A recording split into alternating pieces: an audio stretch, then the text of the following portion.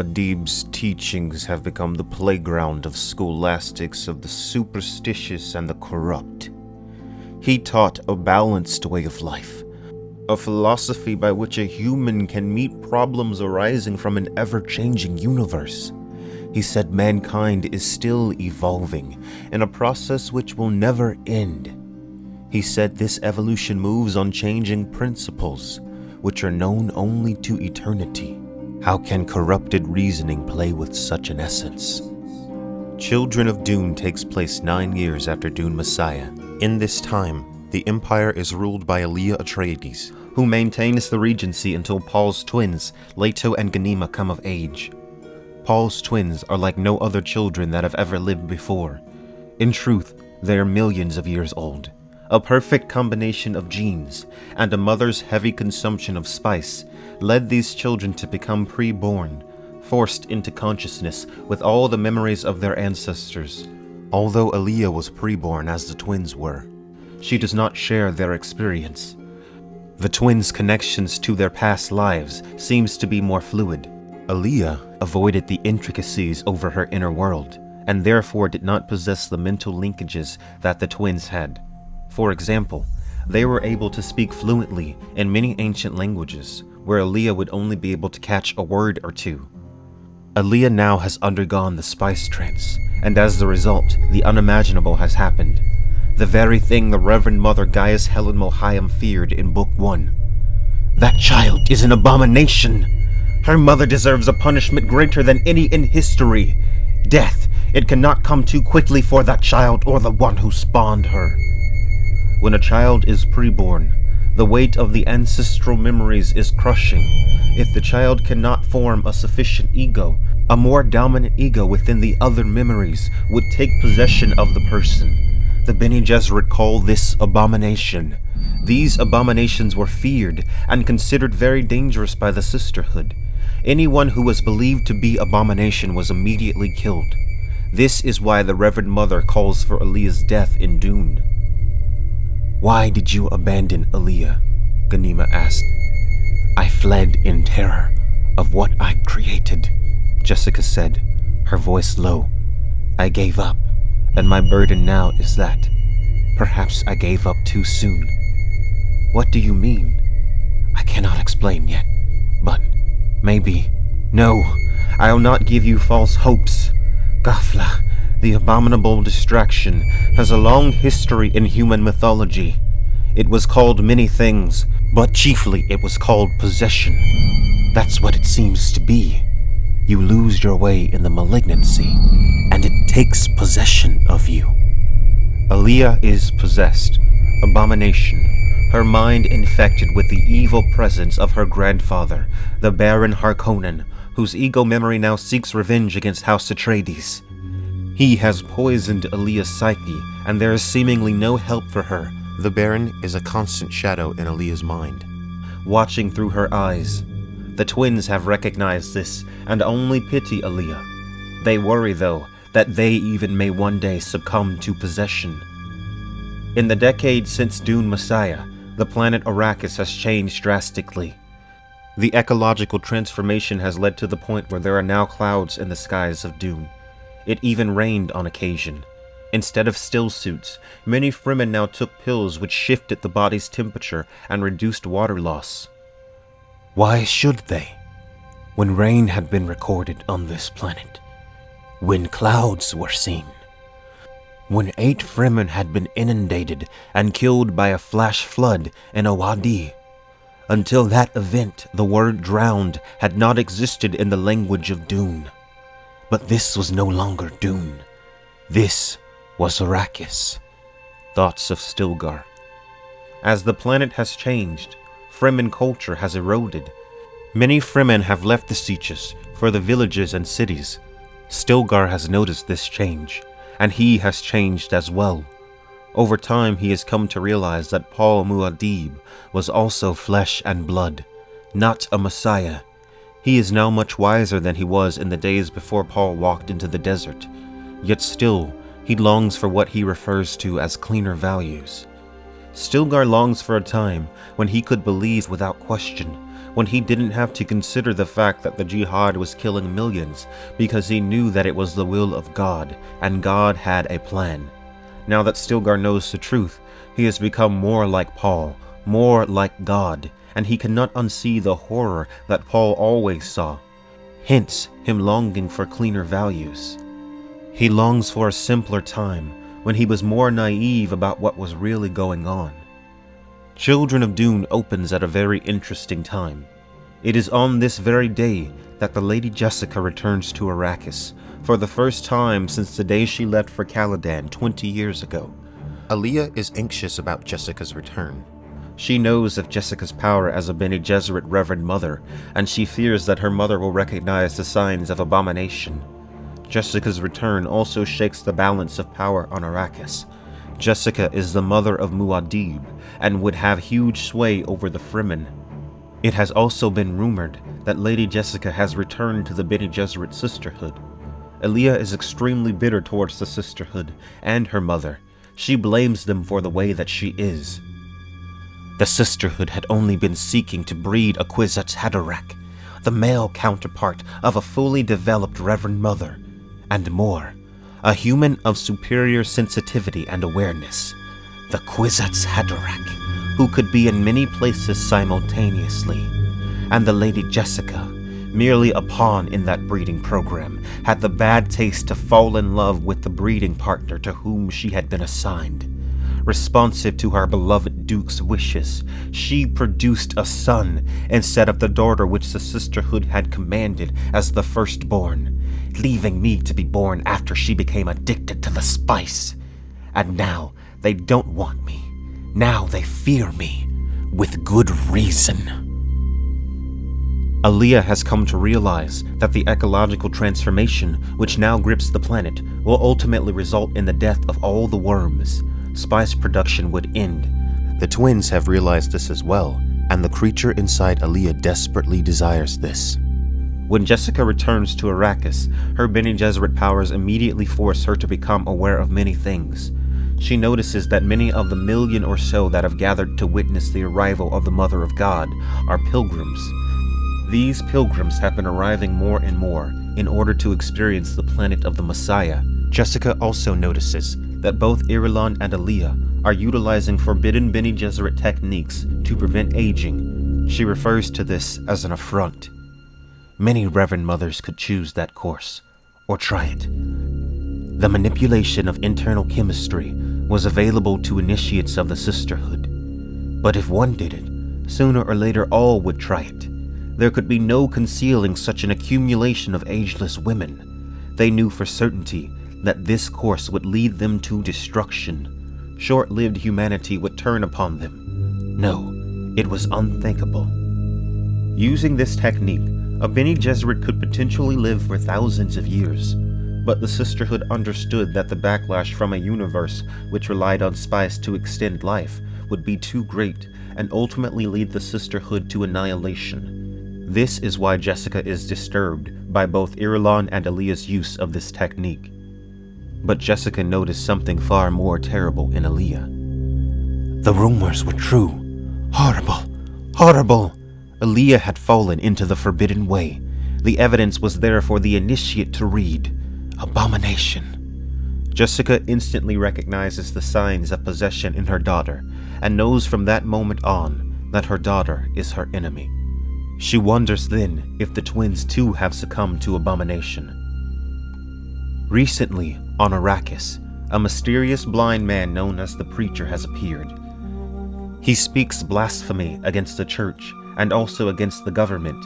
Many people believe him to be Paul Atreides himself. Alia and the twins view this as a possibility. Alia wishes to have the Preacher arrested for heresy. He raised both arms and roared in a voice which surely had commanded worm riders. Silence! The entire throng in the plaza went still at that battle cry. The Preacher pointed a thin hand toward the dancers, and the illusion that he actually saw them was uncanny. Did you not hear this, man? Blasphemers and idolaters, all of you! The religion of Muad'Dib is not Muad'Dib. He spurns it as he spurns you. Sand will cover this place. Sand will cover you." Saying this, he dropped his arms, put a hand on his young guy's shoulder, and commanded, "Take me from this place." Far away on the planet Seleucus Secundus, Wincesia Carino, the younger sister of Irulan, plots treachery. Her plot involves assassinating the twins, using laser tigers, large and powerful cats who could be controlled from a distance by a transmitter, due to servo stimulators implanted in their brains as cubs. Laser tigers were a special breed brought to the planet nearly 8,000 years ago. They were created through genetic manipulation of original tigers. They have huge fangs, wide faces, and enlarged paws. Their coats were an even-colored tan, perfect for blending against sand. Wincesia's son, Faradin, is not aware of his mother's plan. Wincesia wishes to steal the imperial seat from House Atreides and make Faradin emperor. Once Jessica is alone with the twins on Arrakis, she can see that Ghanima is not possessed. Leto, however, she is not sure. Something about him disturbs her. When she is alone with him, he demonstrates his power to her. Throughout their conversation, he manipulates her through voice and eventually breaks her Bene Gesserit conditioning. Abruptly, she realized that the quickened breath, the pounding heart, were not latent, not held at bay by her Bene Gesserit control. Eyes widening in shocked awareness, she felt her own flesh obeying other commands. Slowly, she recovered her poise, but the realization remained. This unchild had been playing her like a fine instrument throughout their interview. "Now you know how profoundly you are conditioned by your precious Bene Gesserits," he said. The realization that Leto had been manipulating her through their conversation shatters Jessica's reality. She is still, however, unsure about Leto, though she observes his power. Leto commands Jessica to allow herself to be abducted by Alia's men. Leto is aware that prescience is what destroyed his father. He knows that within the spice trance lies even greater risk for himself. Leto has seen 3 possible futures. In one, he must kill Jessica in order to prevent the loss of the spice monopoly. In the second, he would marry his sister Ghanima for the sake of House Atreides. But the third future would permit him to live millennia and require him to undeify his father, to remove Paul's godhood. Alia and Duncan's relationship has become strained in Children of Dune. Since her possession, she has engaged in an affair with Javid, the high priest of the Qizzarat. Duncan Idaho's Mentat abilities kick in, whilst Alia is attempting to convince him to help her kidnap Jessica. He realizes that Alia has succumbed to possession. He points out to Alia that the simpler option would be to kill the Lady Jessica, and he notices the signs of an alien presence when she seems clearly pleased by the suggestion, though she stills the emotion quickly. Duncan agrees to kidnap Jessica, but insists that Alia not know where he is taking her. He tells her that this way she would be immune to the power of a truth-sayer. He leaves her then, and tears fall from his metal eyes. Alia is gone. In secret, the heretic preacher journeys to the planet Seleucus Secundus and meets Faradin, nephew to Irulan and future leader of House Carino. The preacher promises Faradin that he will have Duncan Idaho as his agent. Faradin finds the preacher strange and indecipherable. At the halfway mark of Children of Dune, Alia's true intentions are revealed when she attempts to assassinate the Lady Jessica in the open. "Now look at her!" Jessica pointed at Alia. "She laughs alone at night in contemplation of her own evil. Spice production will fall to nothing, or at best a fraction of its former level. And when word of that gets out, we'll have a corner on the most priceless product in the universe," Alia shouted. "We'll have a corner on hell," Jessica raged. And Alia lapsed into the most ancient Jacobsa, the Atreides' private language, with its difficult glottal stops and clicks. "Now you know, Mother. Did you think a granddaughter of Baron Harkonnen would not appreciate all of the lifetimes you crushed into my awareness before I was even born? When I raged against what you'd done to me, I had only asked myself what the Baron would have done. And he answered, "Understand me, Atreides, bitch! He answered me!" Jessica heard the venom and the confirmation of her guess. Abomination. Alia had been overwhelmed within, possessed by that Kuwait of evil, the Baron Vladimir Harkonnen. The Baron himself spoke from her mouth now, uncaring of what was revealed. He wanted her to see his revenge, wanted her to know that he could not be cast out. Jessica manages to escape from Alia into the desert with the help of the Fada King. Now that the mother of Paul Atreides has renounced Alia, the Fremen are now in open rebellion. During these events, the twins have also escaped into the desert in search of the Preacher. It is in the desert that they are attacked by the Laser Tigers, who have been brought on the planet by Winsashia Carino with the help of Fremen traders. The children defeat the Tigers, but not easily, and it is at this point that they begin the next phase in their plan. They split. Leto leaves, going deeper into the desert to seek out the Preacher. Ghanima masks her own memory through a form of self-hypnosis. She implants false memories of her brother's death, truly believing it, thus making her immune to the power of a truth-sayer. Ghanima stilled herself for what she had to do. Leto must be dead in her mind. She had to make herself believe it. There could be no Jacurutu in her mind. No brother out there seeking a place lost in Fremen mythology. From this point onward, she could not think of Leto as alive. She must condition herself to act out of a total belief that her brother was dead, killed here by laser tigers. Not many humans could fool a truth-sayer, but she knew that she could do it, might have to do it. The multi-lives she and Leto shared had taught them the way. When Jessica had first returned to Arrakis, captives were taken from the throng of people awaiting her. When subjected to what Gurney Halleck describes as the deep drugs, some of the captives spoke the name Jacurutu. And as they said the word, they died. It is assumed that they were conditioned for this reaction. Long before the days of House Atreides on Arrakis, before Liet Kynes, before the rule of Shaddam IV, there were certain tribes that roamed the desert known as water hunters. The Fremen called them Iduali, water insects. They would steal the water of Fremen they caught in the desert, even the water of the body. The sietch they lived in was called Jacurutu, and it was in Jacurutu that the other Fremen tribes banded together to destroy the Iduali. The place was considered taboo after that, and from that day forth, no Fremen had gone to Jacurutu. Its very location was lost. The remaining Iduali, according to legend, were cast out from Fremen society. For most Fremen, Jacurutu was considered a myth, but Leto has begun to have prescient dreams of Jacurutu and believes he can find the Preacher there. From the desert, Jessica sends a letter to Stilgar, telling him that Alia is indeed possessed. Whilst waiting for a response, Duncan Idaho arrives, having been sent by Stilgar. Jessica allows Duncan to abduct her. She tells him that Alia is no longer Atreides, and that he is bound to the Atreides. Duncan is saddened by this, but he agrees, and admits that he is taking her to Seleucus Secundus on behalf of the Preacher, who for some reason has asked that she train Ferredin in the Bene Gesserit way. Jessica suspects that Duncan may know the true identity of the Preacher, so she asks if the Preacher is indeed Paul. But Duncan does not know truly. On Seleucia, Ferredin has learned of his mother Winsacia's plan to kill the Atreides twins.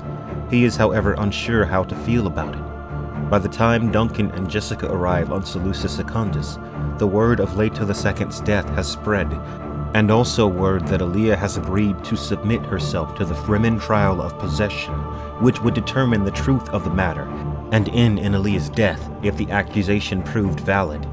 Alia agrees to this in an effort to calm the civil war which has broken out between the Imperial Fremen and the Desert Fremen. Many, including Ferredin, do not understand the purpose of this trial of possession. Jessica tells Ferredin that she has come to his planet at the suggestion of the Sisterhood to oversee his education. She tells him that to make this work, she would need to be given free rein on Seleucia. Duncan's Mentat powers kick in, and he finds himself amused by the situation. He explains to Jessica that they have been tricked. He has realized that Farad'n is expected to do away with both he and Jessica. That way, an open clash could occur between the Imperial House Atreides and House Carino. The Bene Gesserit Sisterhood could then step in and arbitrate a marriage between Farad'n and Ghanima, and at last have control over a Kwisatz Haderach. Jessica now understands that the Sisterhood lied to her because they wanted her out of the way, since she had failed them before. Jessica convinces Farad'n to accept her offer. She tells him that she will train him as she did her son Paul many years ago. Later, when Duncan speaks to Jessica, he renounces House Atreides, and speaks of how there are now entire groups of Fremen who curse their name. At the preacher's bidding, he joined one of the groups, the Zar Sadis. Jessica is not sure of Duncan's intentions, and they both know that Farad'n is having their conversation recorded. She attempts to get more information out of Duncan, but Duncan resists, and wonders if he had finally breached the walls of her Bene Gesserit training. Idaho backed away from her, until he felt the door behind him. He bowed. "Once more I called you my lady, and then never again. My advice to Farad'n will be to send you back to Wallach quietly and quickly, at the earliest practical moment. You are too dangerous a toy to keep around, although I don't believe he thinks of you as a toy. You are working for the Sisterhood, not for the Atreides. I wonder now if you ever worked for the Atreides. You witches move too deeply and darkly for mere mortals to ever trust." "A Gola considers himself a mere mortal," she jibed. "Compared to you?" he said. "Leave," she ordered. "Such is my intention." He slipped out the door, passing the curious stare of the servant who'd obviously been listening. It's done, he thought, and they can read it only one way. Outwardly, it would seem that Duncan has abandoned House Atreides and gone over fully to House Carino, but Duncan's inner monologue would suggest otherwise. Though there is a warrant for the arrest of the preacher on Arrakis, he appears in the square on Kwisatz Haderach Day to give a sermon on the death of Leto II. Alia has disguised herself as a commoner and gone out into the crowd to hear.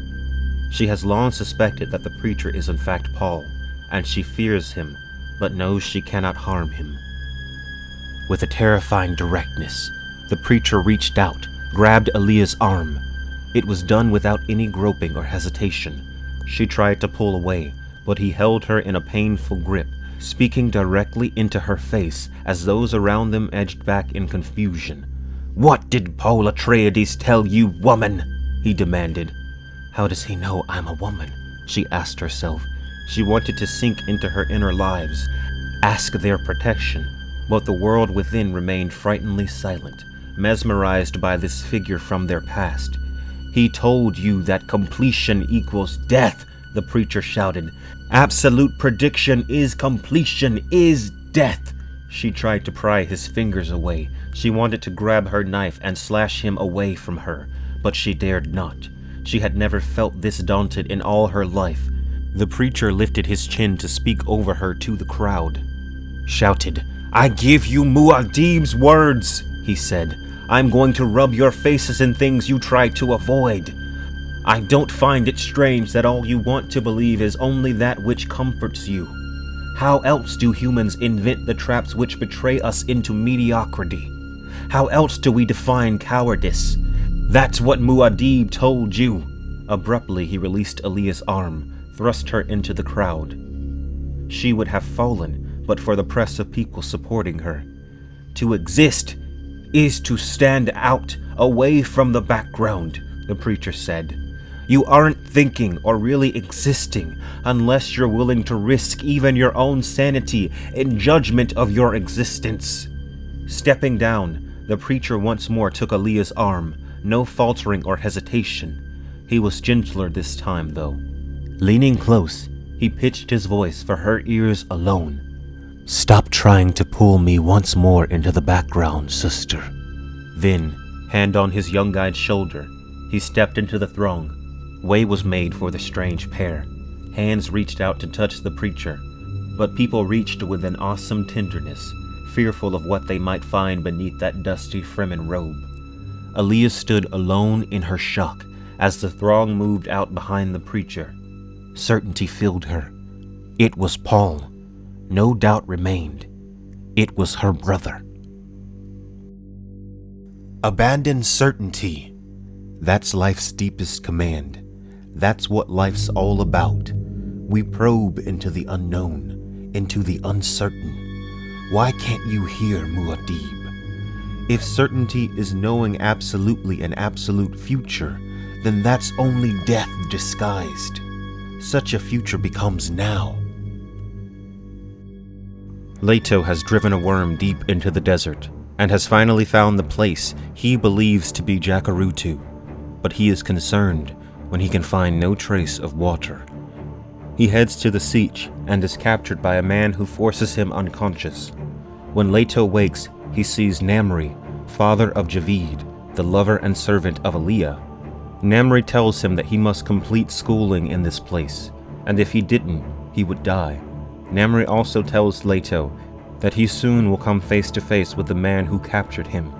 When Leto wakes again, he sees the face of none other than Gurney Halleck, who was sent to capture him on Jessica's orders.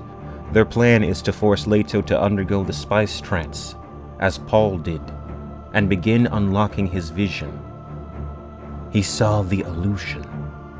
The entire illusion process rotated half a turn, and now he knew a center from which he could watch without purpose the flight of his visions, of his inner lives.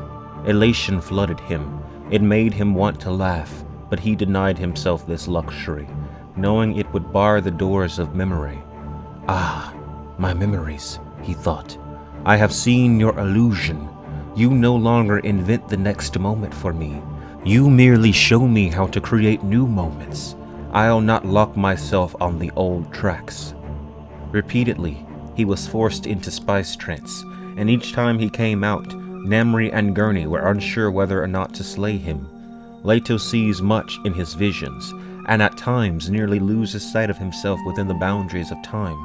He tells Namri and Gurney that the problem with his father's rule of the Empire was that it sought to bring peace, but however peace was only defined by a specific way of life, which did not leave people contented. He tells Gurney that he will indeed one day work with the Sisterhood, but they will not like it. The visions cause Leto to grow very weak, and he curses his grandmother for utilizing such a drawn-out gum jabbar. Meanwhile, Irulan and Alia have been trying to convince Ghanima to accept Faradin's proposal. Ghanima is furious and wants to kill Faradin as revenge for Leto's death, even though he has blamed his mother for the attack. Irulan even at one point attempts to use voice on Ghanima, but this backfires horribly. Why do you and Alia grow so suddenly quiet? Irulan asked, reverting to her previous question, but casting it now in a delicate mode of voice. Ghanima threw back her head in laughter. Irulan, you try voice on me? What? Irulan was taken aback. You'd teach your grandmother to suck eggs, Ghanima said. I'd what? The fact that I remember the expression and you've never heard it before should give you pause, Ghanima said. It was an old expression of scorn when you Bene Gesserit were young. Ghanima is done being treated like a child and angrily insists that Irulan and Alia leave her presence. But Alia is intrigued by Ghanima's anger and makes a deal with her. She will marry Faradin to get the Lady Jessica back, but she would kill Faradin the first chance she got. Though Irulan is against this, Ghanima is insistent. On Seleucus Secundus, Jessica has begun the slow process of training Faradin in the Bene Gesserit ways. Faradin learns the teachings faster than Jessica expected, but he is still in the very early stages. During the storm, Leto escapes Gurney into the desert. He takes a still suit and a still tent with him. Leto heads directly into the storm and hides within the tent to wait it out. However, when he awakes, he finds the hill pumps on his stillsuit have been cut, and he has lost half of his water. He finds a worm and rides it deeper into the desert, until he comes across a band of Fremen renegades. He soon discerns that they are from Shulak. Stories of Shulak were often shared amongst Fremen. Everyone considered it to be a myth, a place for interesting things to happen only for the sake of a story. Leto has now fully realized what has happened. The original Jacurutu had indeed been renamed Fondak and had become a place for smugglers. But the cast out of Jacurutu had gone to Shulak. He knows that this is where he will find the preacher. He reveals to Muriz that he is the son of Paul Atreides, and tells him that if they kill him, his people will sink into the sand, but if they let him live, he will lead them to greatness. An uneasy alliance is formed between Leto and Muriz. "You speak of leading us," Muriz said. "Fremen are led by men who have been bloodied. What can you lead us in?" "Kralazak," Leto said, keeping his attention on the crouched figure. Muriz glared at him, brows contracted over his indigo eyes. "Kralazak? That wasn't merely a war or revolution. That was the Typhoon struggle. It was a word from the furthermost Fremen legends, the battle at the end of the universe. Kralazak." In the Dune universe, Kralazak is the long-foretold mythic battle at the end of the universe, a legend, but here Leto implies that it is actually real.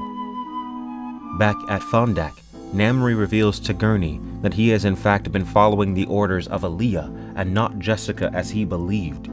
It was Alia who wished to subject Leto to the spice trance.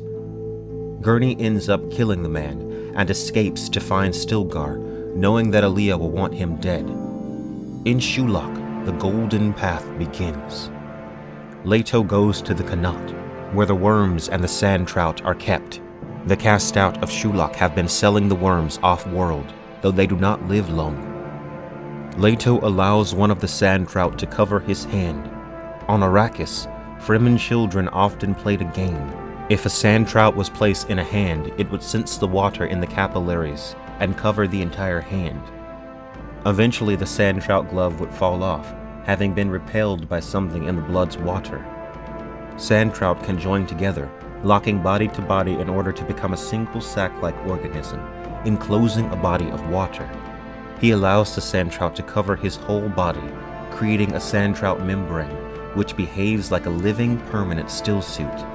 The sand trout membrane adjusted to Leto's body and begin integrating, changing him into something not quite human, something beyond human. The sand trout had never before encountered a body containing so much spice. Leto adjusted his internal enzymes and blended himself with the sand trout, feeding it and feeding on it. His vision provided all the knowledge he needed to do so, and he followed it perfectly. The sand trout was no longer sand trout, but something tougher and stronger, and he knew that it would only grow stronger, giving him godlike strength and speed. He got to his feet, turned to run back toward the hut. As he moved, he found his feet moving too fast for him to balance. He plunged into the sand, rolled and leaped to his feet. The leap took him 2 meters off the sand, and when he fell back trying to walk, he again moved too fast. "Stop!" he commanded himself. He fell into the Pranabindu forced relaxation, gathering his senses into the pool of consciousness. This focused the inward ripples of the constant now, through which he experienced time, and he allowed the vision elation to warm him. The membrane worked precisely as the vision had predicted. "My skin is not my own." The sand trout membrane would also provide Leto with unlimited spice, and he could swim through the sands with lightning speed. Face to face, Leto confronts a worm out in the deep desert. He finds that it will not harm him. Worms will not attack sand trout, the deep sand vector of its own kind. He decides that he will use his powers to destroy the center's key to the ecological transformation of Arrakis.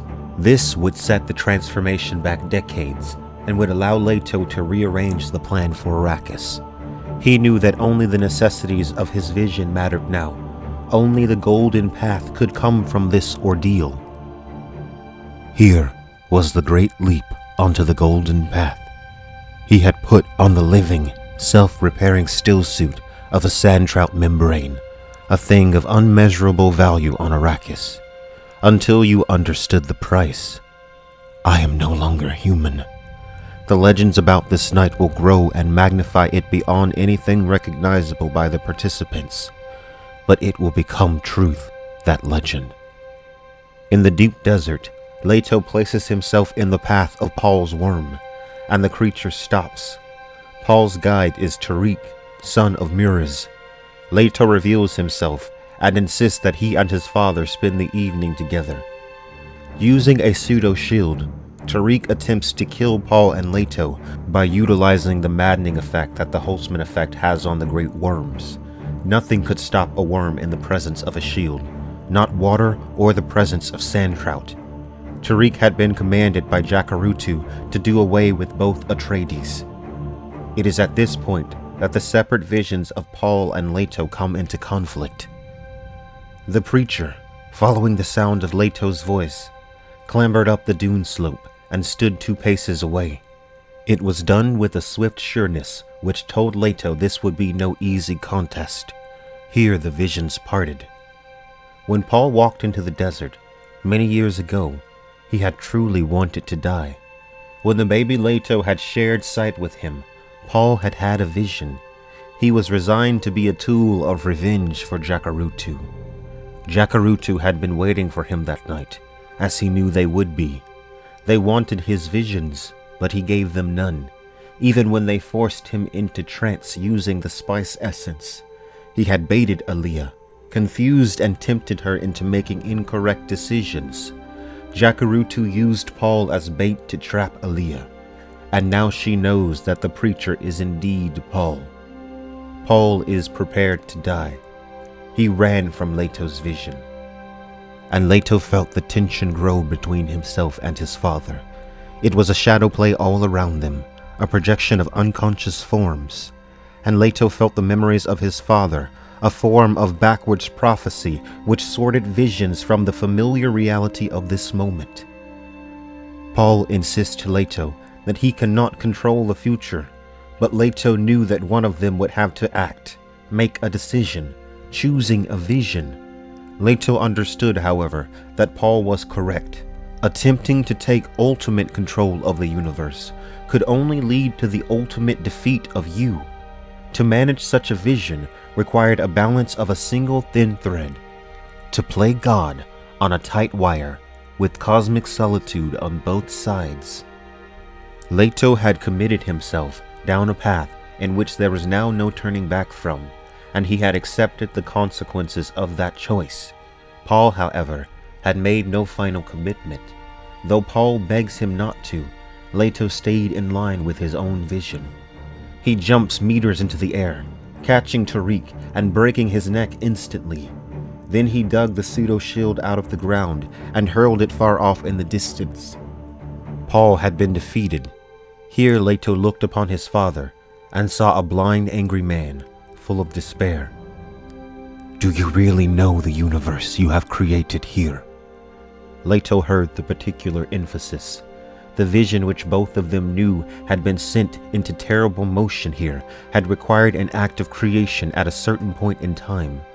For that moment, the entire sentient universe shared a linear view of time, which possessed characteristics of orderly progression. They entered this time as they might step onto a moving vehicle, and they could only leave it the same way. Leto had locked humanity into his vision. They could not leave it. Paul asks Leto if he is truly prepared to commit to his fate, if he is truly willing to change and live for thousands of years. He wonders if Leto is ready to accept what he will be to the universe. Do you wish to live those thousands of years, changing as you know you will change? Leto recognized that his father was not speaking about physical changes. Both of them knew the physical changes. Leto would adapt and adapt. The skin which was not his own would adapt and adapt. The evolutionary thrust of each part would melt into the other, and a single transformation would emerge. When metamorphosis came, if it came, a thinking creature of awesome dimensions would emerge upon the universe, and that universe would worship him. No, Paul was referring to the interchanges, the thoughts and decisions which would inflict themselves upon the worshippers. It is here that Leto first speaks of his metamorphosis, the millennium-long change that will shape his body into an inhuman form. He would be worshipped, and his grip upon the universe will be stronger than Paul's ever was or could have ever dreamed to be. Thousands of peaceful years, Leto said. That's what I'll give them. Dormancy, stagnation. Of course, and those forms of violence which I permit. It'll be a lesson which humankind will never forget. I spit on your lesson, Paul said. You think I have not seen a thing similar to what you choose? You saw it, Leto agreed. Is your vision any better than mine? Not one whit better. Worse, perhaps, Leto said. Then what can I do but resist you?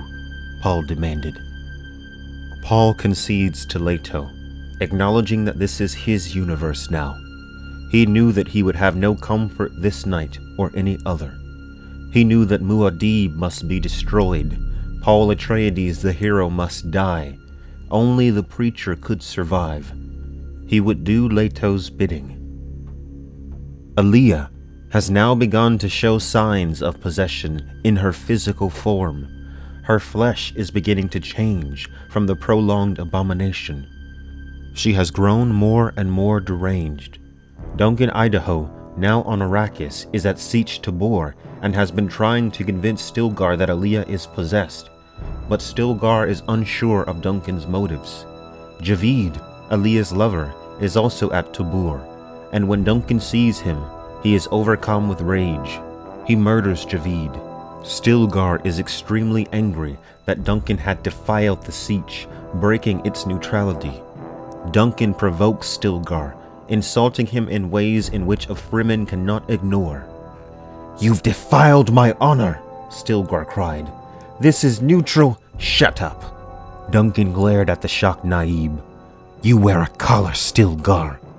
It was one of the 3 most deadly insults which could be directed at a Fremen. Stilgar's face went pale. You're a servant, Idaho said. You sold Fremen for their water.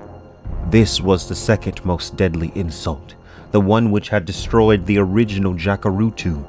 Stilgar ground his teeth, put a hand on his crysknife. The aide stepped back, away from the body in the doorway.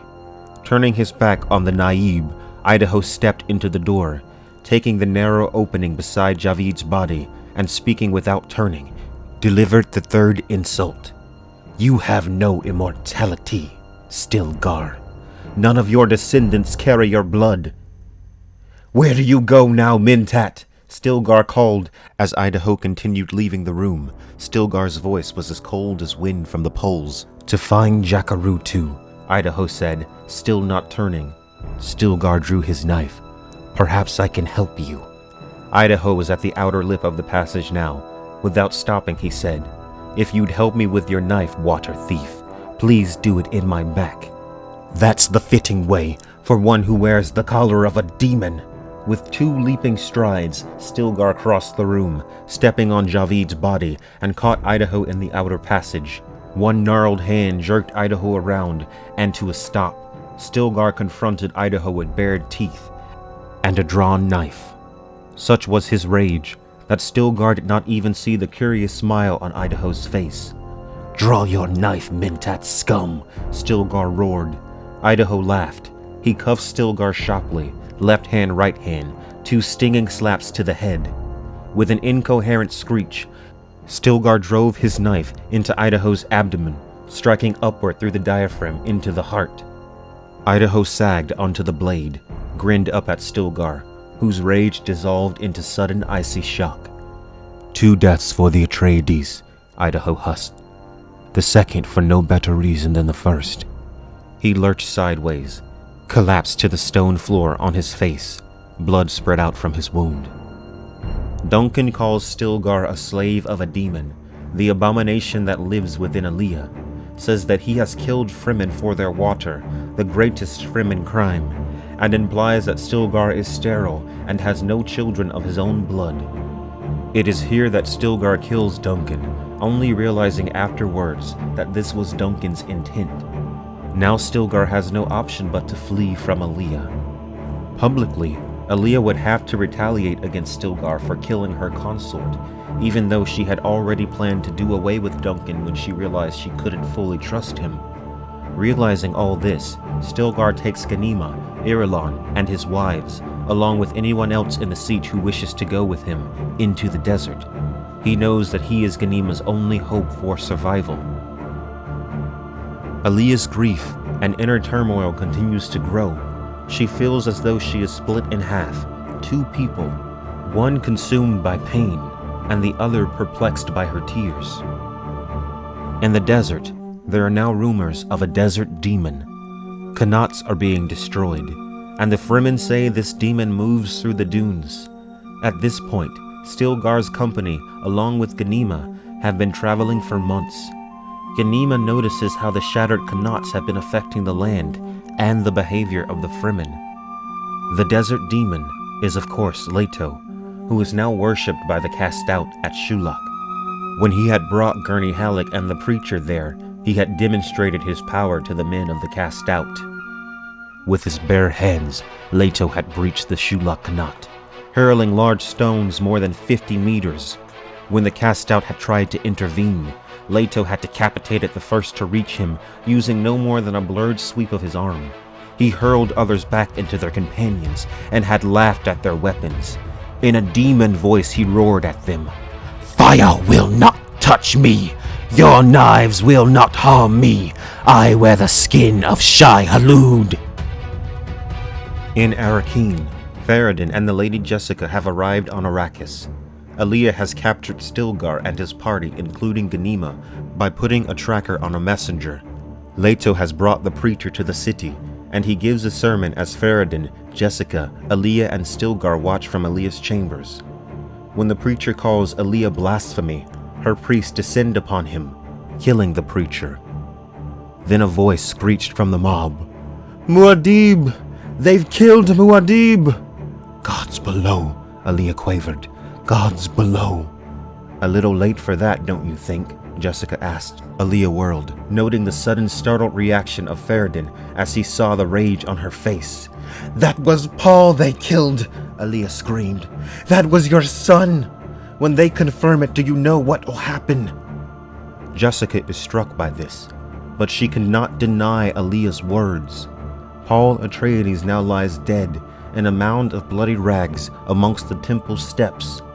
At that moment, the thick plasteel construction that was the door to Alia's chambers flew off the hinges and came hurling into the room. The guards leaped out of the way to avoid it. In walked Leto, holding Ghanima by the arm as she attempted to escape him, but he shook her arm and her whole body shook with it. Uttering a trigger word, Leto breaks Ghanima's memory conditioning. "Here is Aria, the Atreides lioness. We come to set you onto Secha Nibwi, the golden path." Ghanima, absorbing the trigger words, Secha Nibwi, felt the locked away consciousness flow into her mind. It flowed with a linear nicety. The inner awareness of her mother hovering there behind it, a guardian at a gate. And Ghanima knew in that instant that she had conquered the clamorous past. She possessed a gate through which she could peer when she needed into that past. The months of self-hypnotic suppression had built for her a safe place from which to manage her own flesh. Ghanima's conditioning is broken, and through this Ghanima has overcome the possibility of abomination. She can now freely look through the memories of her past lives without fear of possession. Alia commands her guards to seize Leto, but seeing his awesome power, they refuse to enter the room. Leto walks across the room towards Alia, and though she tries to fight him, he deals with her easily. It is here that the inner lives of Alia's mind come to the surface, and her possession is there for all to see. Alia's eyes darted wildly from side to side.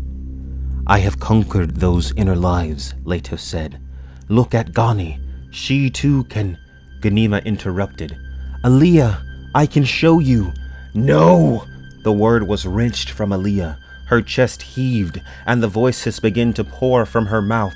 They were disconnected, cursing, pleading. "You see? Why didn't you listen?" And again, "What are you doing? What's happening?" And another voice, "Stop! Make them stop!" Jessica covered her eyes, felt Faradin's hand steady her. Still Alia raved. "I'll kill you!" Hideous curses erupted from her. "I'll drink your blood!" The sound of many languages began to pour from her, all jumbled and confused. The huddled guards in the outer passage made the sign of the worm, then held clenched fists beside their ears. She was possessed. Shaking his head at the sight of Alia, Leto walks to one of the windows and breaks the supposedly unbreakable crystal-reinforced glass from its frame. Alia rolled to her knees, lurched to her feet. "Don't you know who I am?" she demanded.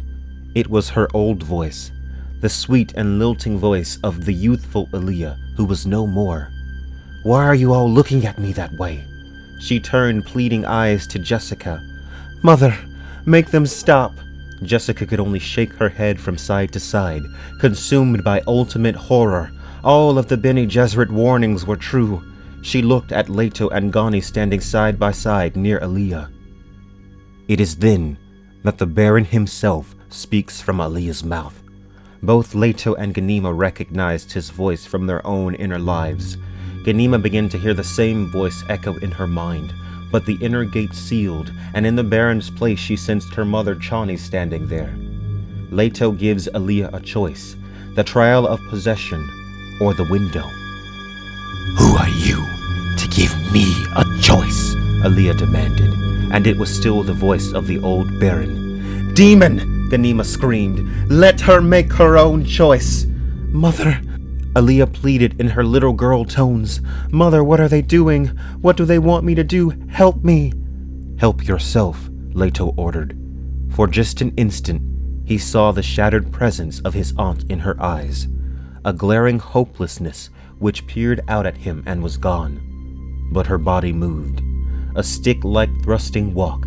She wavered, stumbled, veered from her path, but returned to it, nearer and nearer the open window. Now the voice of the old Baron raged from her lips. "Stop it! Stop it, I say! I command you! Stop it! Feel this!" Alia clutched her head, stumbled closer to the window. She had the sill against her thighs then, but the voice still raged.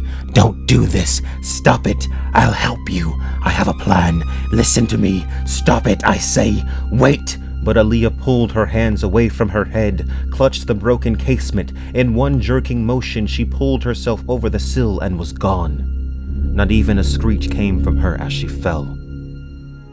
In one instant of awareness, Alia was as she once was, and in that moment Alia overcame her possession, killing the Baron for the second time. There is a thump, and the crowd below can be heard screaming. Jessica is overcome with grief for the daughter she abandoned, for the daughter she lost long ago. Though humanity will not know it, Leto has made a great sacrifice for them. The skin which is not his own can never be shed. He is no longer human, and in 4,000 years the complete metamorphosis of the sand-trout symbiote will destroy him. The pain of his life is great, because the memory of being human is richer in Leto than any other person. Think of all those lives, cousin. No, you cannot imagine what that is, because you've no experience of it. But I know. I can imagine his pain. He gives more than anyone ever gave before. Our father walked into the desert trying to escape it. Alia became Abomination in fear of it. Our grandmother has only the blurred infancy of this condition, yet must use every Bene Gesserit wile to live with it, which is what Reverend Mother training amounts to anyway. But Leto, he's all alone, never to be duplicated. Leto is taking over the Bene Gesserit Sisterhood's breeding program. Since he is no longer human, he cannot continue the Atreides bloodline. Instead, he will continue it through Ghanima and Farad'n. He will himself marry Ghanima, but no one will know that Farad'n is the true father of her children. All Leto does now is for the Golden Path. He will prepare humanity for Kralazak, saving them, though they will call him tyrant. He'll lead humans through the cult of death into the free air of exuberant life. He speaks of death because that's necessary still. It's a tension by which the living know they're alive. When his empire falls, oh yes, it'll fall. You think Kralazak is now, but Kralazak is yet to come. And when it comes, humans will have renewed their memory of what it's like to be alive. Most of the great worms would be gone in 100 years. The guild whose navigators require such high quantities of spice would nearly perish in these famine times. But they will persist. Once Leto returns into the sands of Arrakis, so will the worms, and mankind will arise from the ashes of Kralazak. Leto renames Farad'n Hak Aladah, which means the breaking of the habit. He commands him to hand over his Sardaukar soldiers. Leto intends to mingle them with the Fremen. In the final chapter of Children of Dune, Leto reveals to Hak Aladar that he is in fact possessed. Abomination by the Bene Gesserit definition. Leto had forced back most of his malevolent ego memories, but he had allowed one to take root.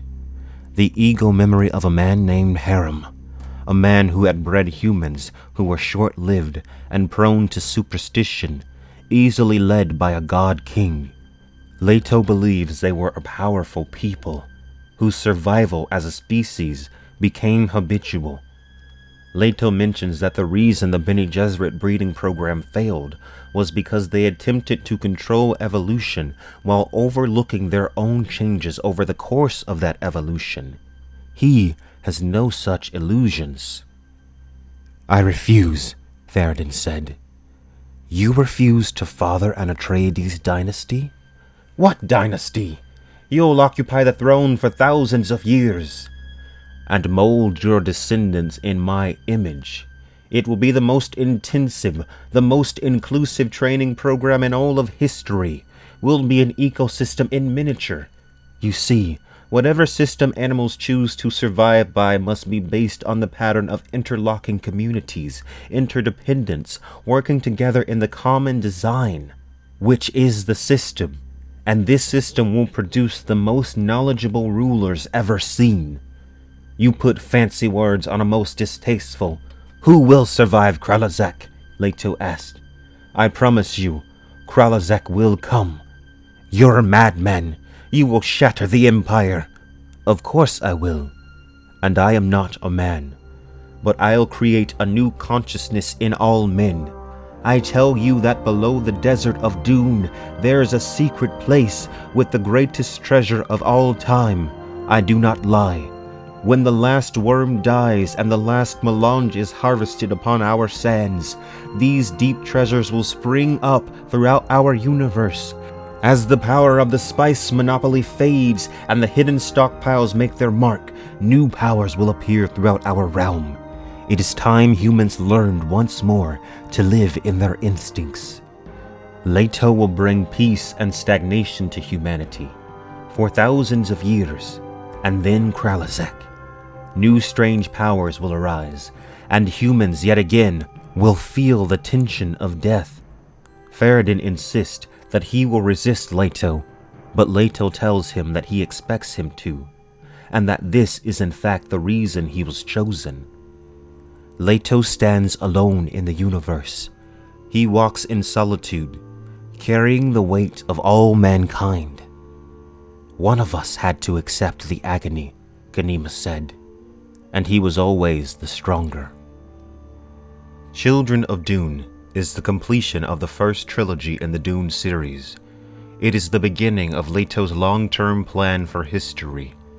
Leto has made this sacrifice, knowing that humanity will curse his name for it. They could not possibly understand how one whose vision stretches to the end of time sees the universe. Children of Dune is regarded as one of the greatest science fiction books of all time. Intense action and a gripping plot. This novel, unlike Dune Messiah, is a sweeping epic much like the original Dune novel. There are multiple parallels between Paul and Leto. Children of Dune also shows the downfall of Alia, who succumbs to possession by the Baron Harkonnen. Alia had no choice in her life. This makes her end all the more tragic. The next book in the series, God Emperor of Dune, takes place 3,500 years later. It is, in my opinion, the most profound novel in the series. In it, Leto has morphed into the worm god Emperor and rules the Imperium with an iron fist, continuing to shape his golden path.